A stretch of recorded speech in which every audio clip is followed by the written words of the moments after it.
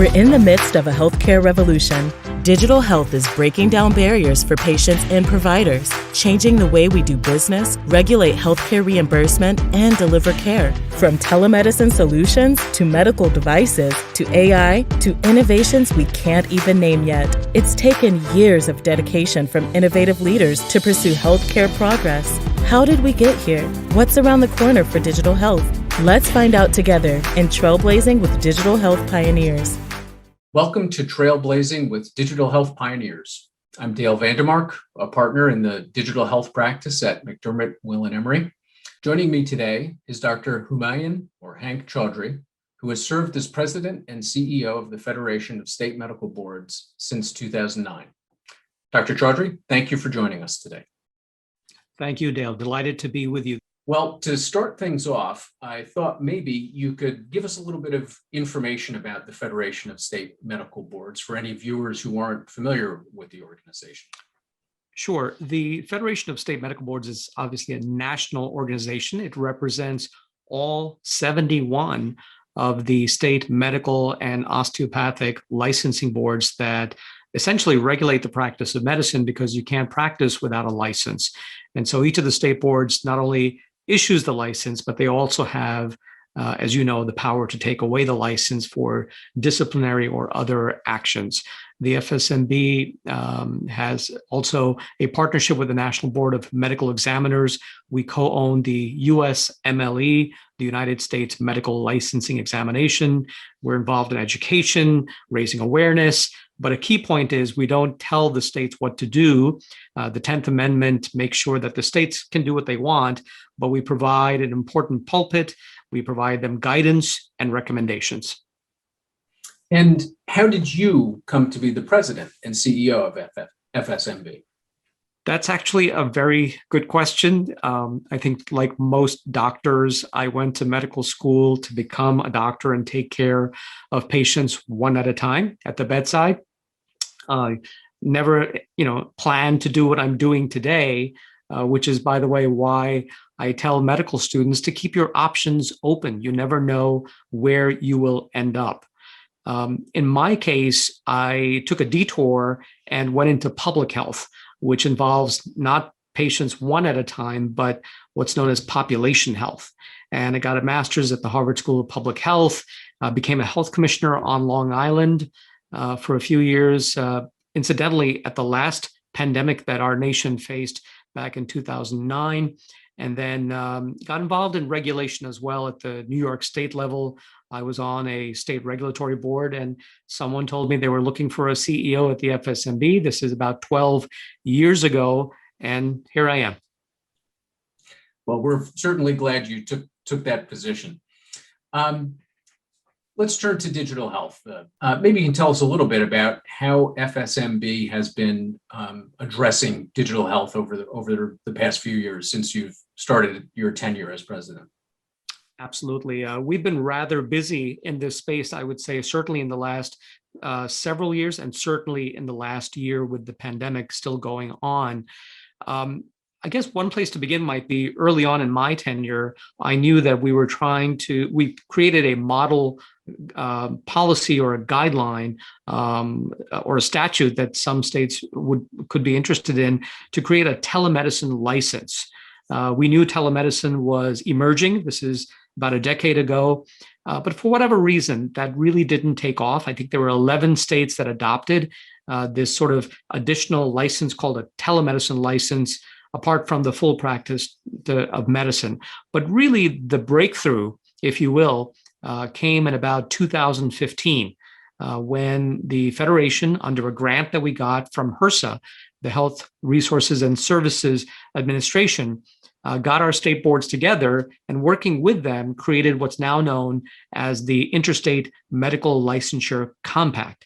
I know you're familiar with it, Dale, but just to fill in for your audience, this is quite revolutionary and quite historic, because the state boards essentially agreed upon 9 criteria that if a physician meets those 9 criteria, they are happy and willing to instantly issue a license to practice medicine in any of the states where the individual indicates they want to practice, whether in person or telemedicine. So it's not just for telemedicine, it could be for the full practice rights. So that was an important distinction. Fast forward to today, we now have 30 states that have adopted the compact into law, and 9 additional states that have introduced the legislation into their legislation, and hopefully at their legislature will adopt it in the months ahead. We've seen more than 18,000 licenses issued through this pathway. It's kind of like a TSA pre-check, where if you check off the boxes, if you meet the requirements and someone verifies the requirements, you basically check off which state you'd like to get a license. You still have to pay the fee, but it's a lot easier now than ever before. So that's something the FSBB is very happy to have been played a role in. There is a commission now run by the states that runs it. The FSBB doesn't run it, but we were delighted to help with that. Thank you. There's an awful lot you have been doing over the past few years, and of course, particularly in the area of telemedicine. The licensure compact has been very successful. Besides telemedicine, what aspects of healthcare do you think can be improved through digital health? Another great question, Dale. And, we're still learning, but certainly the current COVID-19 pandemic has taught us a lot.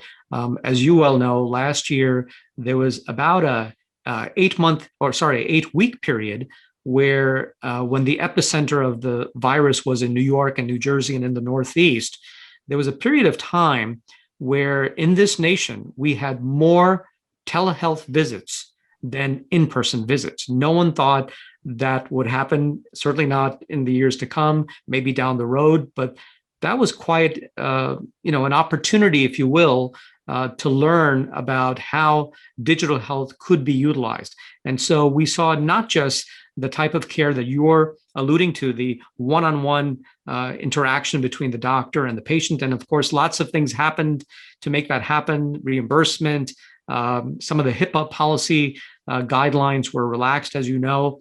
But beyond that, what I've seen and others have seen is this allowed for team-based care, because now, let's say on a Zoom call or WhatsApp or FaceTime, you could have a team meeting electronically, even if the specialists were in more than one location.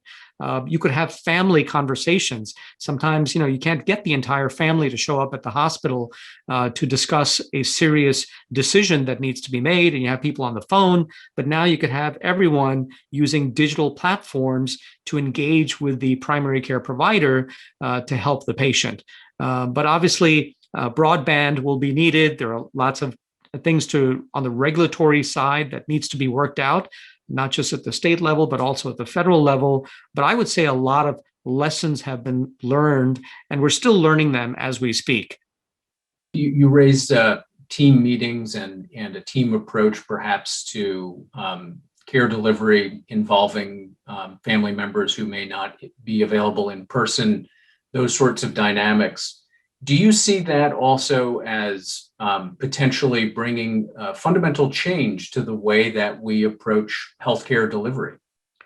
Absolutely, Dale. The primary mission of a state medical or osteopathic board is to protect the public. And so safety, patient safety, public protection are critical to what we do. And so when you talk about the utilization of technology, whether it's team-based care or getting a family together, what you're doing there is you're avoiding kind of the classic problem of the game of telephone, right? Where one person says something to another, but by the time it gets to the third or the fourth person, the message is distorted and sometimes completely different. So we're very concerned about efficiency, consistency, transparency, making sure that in healthcare, you make one mistake, it could be catastrophic. And so one of the things that digital health does is it allows for uniformity and sort of the same message to be shared broadly to enable the right decisions to be made in the management of patient care. And I think that is powerful. That's something that is just not as easy in person. The medical boards, as you well know, are right there at the intersection of regulation and care delivery. A lot of what medical boards is to oversee how care is delivered in a lot of ways. And it raises the question, I think, in my mind, is how medical regulators, such as the medical boards, and digital health advocates or digital health developers work better together. Is there a need for those two sides of the fence, as it were, to work better together? Absolutely. And on the state board side, it's not just to know what the latest technology is. It's always sort of exciting to see the latest digital tools, but it's also to understand the mindset of those who are trying their very best to create tools with technology that really make a difference in people's lives, that save lives, that promote health, that prevent disease. And so I personally feel, and many of my colleagues in medical regulation feel, that there should be more interactions, more communications between state regulators, federal regulators, as well as the sort of digital health community at large. We don't always get invited to the table. I've been invited to lots of meetings, but I'm usually one of the audience members, and that's fine. And I get to raise a hand and ask a question. But sometimes I wonder, why aren't we at the table? Because again, patient safety, as I said, is critical. And sometimes we hear technology companies talk wonderfully about how sexy the newest tool is. And that's great that you can do this and that. But what about safety? What safeguards have you put in to assure patient safety, patient confidentiality, patient privacy? All of these are important to state regulators. And I think if there was more interactions, we could end up with a better product, a better service for the nation. And I'm assuming that you would say the same thing when it comes to workflows. A lot of technology is developed perhaps to solve a perceived problem that may not, in a traditional workflow, in fact, be a problem or an issue. Yes, I would say definitely. I mean, we're not in the habit of endorsing specific products or services, but I think to the extent that we can provide guidance and guardrails about what we expect out of the practice of medicine. And I think that's where the FSMB comes into play. Our state boards may not always have the expertise, the time, or the resources to do that kind of analysis. And that's where the FSMB comes in with our policy recommendations. That's our primary goal, is to serve our state licensing boards, whether that's through data collection, serving as a data repository, or also sharing the latest technology, the latest sort of tools that are out there. That's our role, and we're happy to do that if the state boards can't on their own. Well, let's shift gears. You've mentioned already the pandemic that we've been suffering under for a while now. What were the most significant challenges faced by medical boards during the pandemic?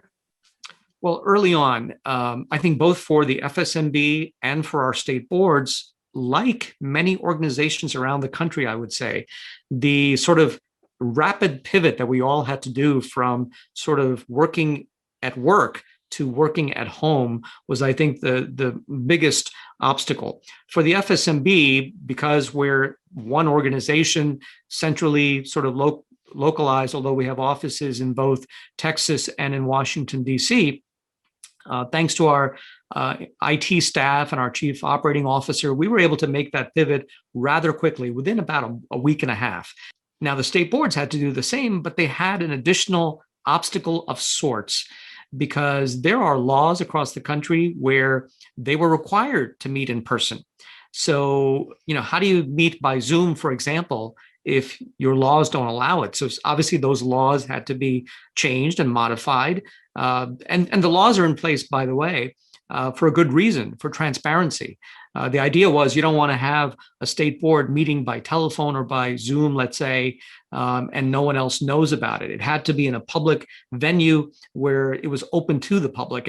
And so because all of the state boards and all the states issued emergencies public health emergencies, those kinds of emergencies allowed for those modifications. So I would say the state boards had to go through a few additional hoops to pivot, but they all successfully did so. Not easy because a lot of the data is contained centrally, but they figured it out by the end of it, but it wasn't easy. And I think the other thing that people were surprised, I would say, to see is the flexibility and how nimble regulators were in not only sort of changing their operations so that it was virtual, but also in terms of their policies and guidelines. We are sometimes known as rigid and slow to change, but we were actually quite nimble during the pandemic early on. I think that's a great point. Absolutely. When it comes to the pandemic and digital health, do you think that living through the pandemic has changed perceptions on digital health for state regulators? Absolutely. For one thing, I mean, not only are we regulators, we're also, patients as well. We all have, also we have relatives who have needs as well. So I'll give you a good example. My parents are in their 80s and they live in Brooklyn, New York. And my mother mentioned to me during the pandemic that she was having a visit with her doctor using telemedicine. And I said, Mom, you never used that before. Why are you using it now? Obviously there's a pandemic going on, but what made you do that? And she said, well, my doctor, who's, also a senior physician, shall we say, is using it for the first time. He's never used it before. So if he's using it, I figured, let me figure this out. And because I don't want to risk, my own health. And so we saw this across the country, writ large, where both providers, and not just doctors, but others, PAs, nurse practitioners, and others, providers and patients were willing suddenly, because they had to in part, engage in technology in a way that they never thought they could or would. And so that's been powerful. I think the other point to be made is from the state regulatory side, we recognize the power of data, the data about who is licensed, who has a history of discipline. And we made that kind of data available broadly, not just to the licensing boards, but also to healthcare centers, federally qualified healthcare centers, health and hospital systems. We actually made that available for free for a period of time because we realized as people were seeking care in non-traditional means, we wanted to be seen as supportive and helpful because you had people volunteering to help. You had retired physicians coming out of practice to help. We wanted to make sure that the state boards were helpful. And so data was made broadly available so that the right people, the qualified individuals, were there to help. That data piece, it's fascinating. And I think it's probably not something that a lot of people think about all that much. But the sharing of that kind of data, as well as basic physician, credentialing data, is one of the features of the marketplace that I know a lot of organizations struggle with. Is that an area that FSMB is going to be pursuing, perhaps with this newfound experience that you've had during the past 12 months or so? Absolutely, Dale. For a number of years, we've had a public-facing website called docinfo.org, docinfo.org. Anybody can look up any of the nation's licensed physicians or PAs and find out where they went to school, where they trained, where they're licensed, if they've been disciplined, et cetera.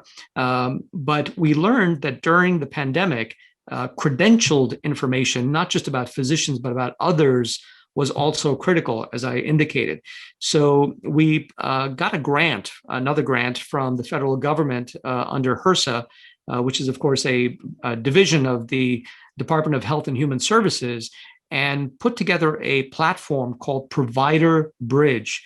And this is a platform, a web-based platform, obviously, that's going to be used only in a national emergency like the one we're in now. And we're working to get information on that, not just about doctors, but also about nurses and other providers, so that credentialed information, which is different than public information like on DocInfo. It's specific information that can help a physician become credentialed. That kind of information for several healthcare providers.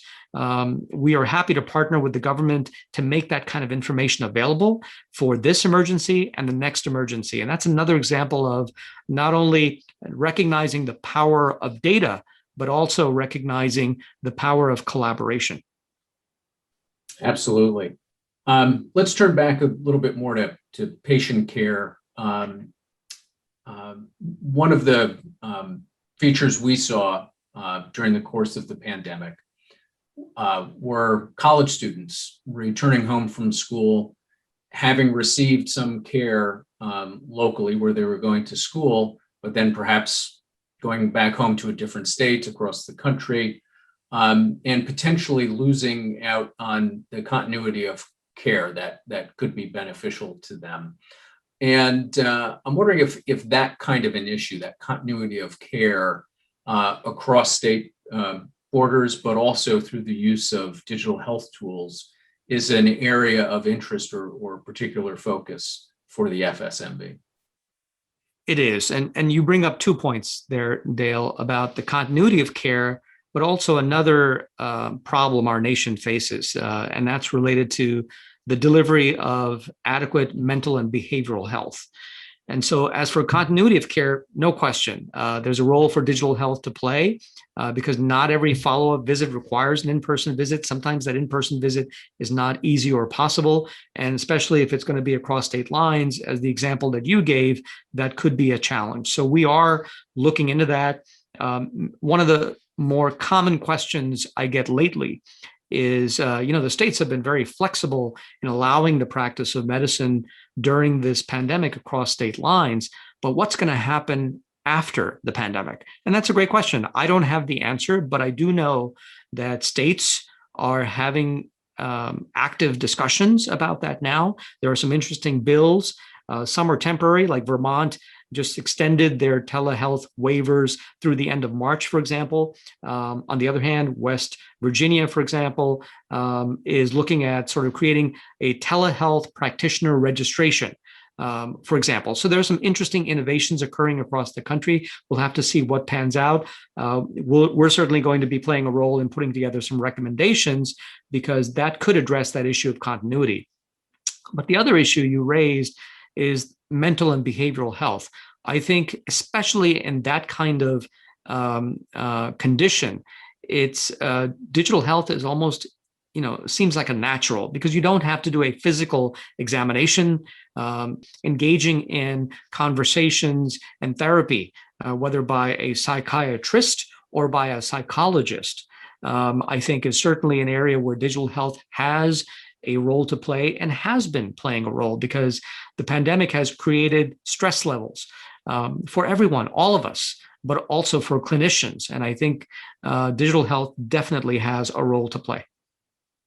Focusing in on behavioral health reminds me that we have seen a lot of different use cases now for digital health technologies, as compared to where we were a number of years ago when there was, I think, more of a focus on the direct primary care physician to patient.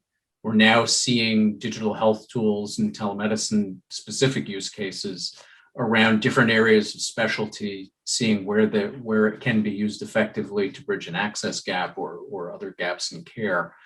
Can you talk a little bit about how those new use cases may impact some of what you're doing when it comes to guidelines and telemedicine and also thinking about safety when it comes to delivery of care to patients? Another great question, Dale.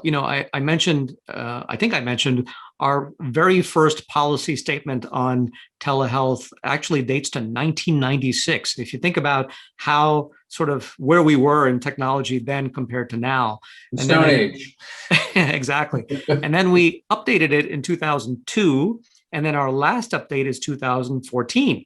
But even that is too long ago because everything changes too quickly. So I'm delighted that our chair, Dr. Ken Simons, will be creating another work group to look at what's out there, because I think there are some exciting things happen. It's hard to keep up with everything that's happening, but in addition to all the uses we've talked about already, I'm seeing a lot of work being done in sort of devices that people wear that are, synchronized with sort of, making them accessible to the provider, so that, there's a lot of neat gadgets out there that people wear, but they don't necessarily sync up with sort of the practitioner. And so there still is a reporting requirement on the part of the patient to share that data. I think that kind of interface needs to be strengthened, but we're seeing some powerful sort of ways in which people on their own can figure out how they're doing and share that with their providers. That makes for an even better interaction potentially between the physician and the patient, because if you think about it, patient care is a point in time type of activity. You meet with the doctor, you share your history, and the doctor engages with you with an exam and tries to figure out what's been happening and hopes to see you again at a later time. That later time, the interval, is sometimes a black box. You don't really know what's happening. You hope, for example, that the patient is taking the medications that they promised that they would. You hope that they're doing okay, because there's no way to monitor it until the next visit. I think with technology, that's going to be something quite different, where potentially every day, potentially every minute of the day, the provider will have access. Now, you got to make sure there's privacy and safeguards, because you don't want that information shared broadly, but that's powerful. It is, and it goes back to something we talked about briefly before, and I want to re-raise the question a bit, maybe in a slightly different way, but in thinking about those sorts of technologies that allow both the patient to monitor for themselves, and perhaps make decisions based on that information, based on either publicly available data or hopefully under the supervision of a qualified physician to take care of themselves appropriately. Does it begin to change as well the way that physicians should view their role in the context of delivery of care? And I think probably most immediately, I would think about things like chronic condition management, where patients may be having much more ability to control their symptoms, and make decisions for themselves on a minute-to-minute, hour-to-hour basis to make sure that they're staying healthy. I think that's an excellent point. And, that's where the medical regulation piece needs to be brought into play, because, it's wonderful when technology is working well and the right information is shared. But as we've also seen, technology can fail, and sometimes the information can be erroneous or not complete, or misleading potentially. Not because that was done intentionally, but it's just the way that technology is. And so that's where, to be honest, medical regulators get nervous, because what happens when something goes wrong? We have a great concern, because we want to make sure that there is recourse. That's part of the mandate of the state licensing boards. But that recourse, as you know, from a legal point of view, becomes challenging. What if it's difficult to figure out what went wrong? What if it's the technology? What if it's, sort of a guideline or an algorithm? Where does the liability, so to speak, from a regulatory point of view? There's obviously a civil and other kinds of liabilities out there as well. Those are questions we've not all figured out, but I think we'll continue to be asking, working with you, Dale, for your expertise and guidance on these kinds of matters as well, because I think it's not been all worked out. I couldn't agree with you more on that last point, and I think one of the interesting dynamics that we will have to contend with over the years is thinking about individual responsibility as well, as we empower patients with more information that they're able to access and learn about themselves and about their conditions and the decisions they make on a regular basis. They become much more engaged with their own care, and again, I think needs to be thought about from a regulatory perspective as well as that liability perspective. Dale, if I could, one other piece to that is expectations.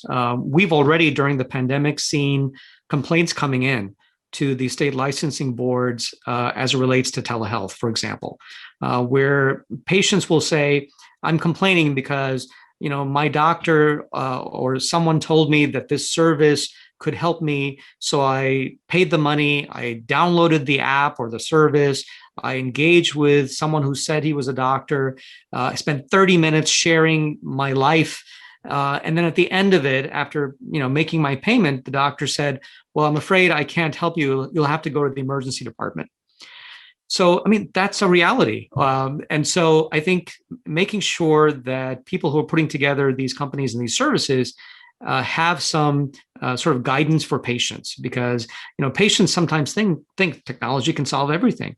But as you and I and many others know, if you get chest pain at 3:00 in the morning, that's not the time to power up your laptop. That's the time to call 911 and get rushed to the emergency department where you can get some definitive care. Same with stroke and other kinds of conditions. So I think expectations, I think there's a room for education for those who are putting together the technology, for the providers, as well as the patients. We've been talking a lot, of course, about patients and how technology can impact the delivery of care to them. And we talked a bit about mental health and the stress that it's caused people and the need for mental health services and the role technology can play. One of the topics that sometimes comes up, probably not enough, is the stress on the provider community itself. What is FSMB doing when it comes to really the increased stress, I think, on physicians and issues of physician wellness and quite frankly burnout? Excellent question, Dale. For us, the state licensing boards, we strongly feel and believe that physician health and wellness is critical because it's related directly to patient safety and patient care. If a physician is not well, then delivery may suffer. And so this is why, in part, the FSMB a few years ago put together a series of recommendations, 35 recommendations, actually. Probably the most recommendations at that point that we had ever issued on any topic since we were founded in 1912. But we felt that it was important to do what we can to address the health and stress needs of clinicians around the country, especially during the pandemic. Things have only gotten worse. No one expects the life of a doctor to be stress-free, but the pandemic has brought it to a different level because of a lack of personal protective equipment, or the other issue is, the inability to help when you can, because there's maybe not enough supplies available, for example, to even deliver care to patients. So all kinds of stressors have been in place. We are also involved with the National Academy of Medicine to work with them and many other organizations in this space to raise awareness, but also to see what kind of services we can deliver to address the needs of state boards. A lot of physicians tell us that they're afraid to seek care because they're afraid that they might lose their license. And so we work with state licensing boards to change the licensure renewal questions on the applications to lower the stigma associated with doctors seeking care. Doctors are not super beings. Yes, they've been identified as heroes, but they're human beings and they deserve care for themselves, just like the care they deliver to their patients. Great point, and glad to hear that the FSMB is actively involved in addressing that issue. And of course, there are lots of other issues that have come out of the pandemic, but there are also issues that maybe have been pushed a little bit out of the headlines due to the pandemic. And I'm thinking primarily about the opioid crisis is still there. I'm wondering if you can talk a little bit about your efforts with respect to the opioid crisis and maybe talk a little bit about how digital health can play a role to assist. The numbers came out, I think, last week from the CDC. There were 87,000 deaths for the 12-month period ending in September of 2020 due to drug overdoses, much of that from the opioid epidemic and drugs laced with fentanyl, as you know. And so we don't have the luxury of just focusing on technology and medical regulation. There are many other issues to address. There's health equity and diversity, as you know. The FSME recently just issued a statement on that, and we'll be putting together a work group to look at making sure that there is diversity, equity, and inclusion in medical regulation as well, in terms of sort of the disciplinary actions that are taken and the approach that we take to regulation. But as it relates to the opioid epidemic, one of many epidemics our nation is facing, we have also partnered with the National Academy of Medicine on their collaborative. They have an action collaborative. I'm on the steering committee to try to address it as best they can through raising awareness, making resources available, working with health insurance companies, the big ones, especially to make sure that everyone's on the same page in terms of what can be done to address this. We've been working with physicians at least a decade in educating prescribers about responsible opioid prescribing. Pain management is fine, but you want to be careful about the doses that you choose, the medications that you choose. There are also alternatives to medications. And I think there definitely is a role for digital health in this space, both in the management, but also in the treatment potentially as well of opioid use disorders or substance use disorders. Not all the state boards may be on the same page in terms of their statutes and their regulations, but we're working with the National Academy of Medicine to put together thoughtful guidelines, working also with branches of government like SAMHSA, the Substance Abuse and Medical Health Administration, to make sure we're all aligned in our approach, because this, and the numbers that I shared, the 87,000 deaths, Dale, are about 27,000 higher than they were prior to the pandemic, because the pandemic has just made it worse. People are unable to sort of reach out for care, and we fear that more people are dying than they were before. It's terrible news, and definitely needs to be the focus of our attention as a public health initiative. Glad to hear FSMB is a part of the efforts to find the solutions to figure out how best to address the opioid crisis. I don't want to end our conversation on such a depressing note, talking about the opioid crisis. I would like to just return to, I think, a theme that has been running throughout our conversation, Dr. Chaudhry, and just ask you to comment on it specifically when it comes to digital health development. But we've talked an awful lot about the different efforts that FSMB has engaged in.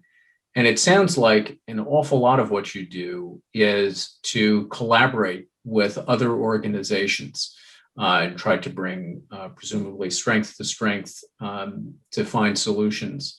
And we talked a little bit earlier about engagement between the digital health developers, the technology companies, and the regulators, and also the physicians as well.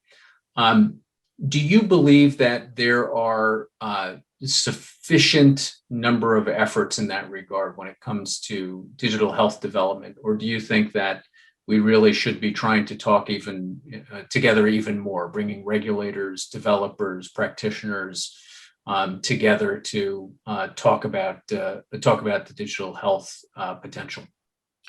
I think there's more conversations occurring in this space than ever before. And I think that's healthy. And I think there could be room for more, especially as we begin to see light at the end of the tunnel for this pandemic and begin to talk about a post-pandemic world.